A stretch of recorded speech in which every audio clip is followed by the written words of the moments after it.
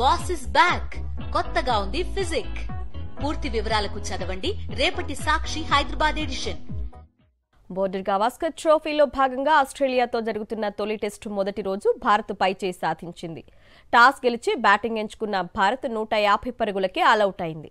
అయితే బ్యాటింగ్తో నిరాశపరిచినప్పటికీ భారత ఆటగాళ్లు బౌలింగ్తో అదరగొట్టారు.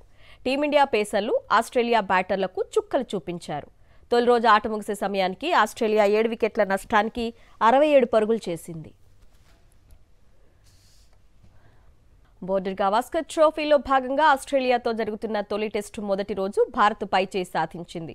టాస్ గెలిచి బ్యాటింగ్ ఎంచుకున్న భారత్ 150 పరుగులకే ఆలౌట్ అయింది. అయితే బ్యాటింగ్తో నిరాశపరిచినప్పటికీ భారత ఆటగాళ్లు బౌలింగ్తో అదరగొట్టారు. టీమిండియా పేసర్లు ఆస్ట్రేలియా బ్యాటర్లకు చుక్కలు చూపించారు. తొలి రోజు ఆట ముగిసే సమయానికి ఆస్ట్రేలియా 7 వికెట్ల నష్టానికి 67 పరుగులు చేసింది.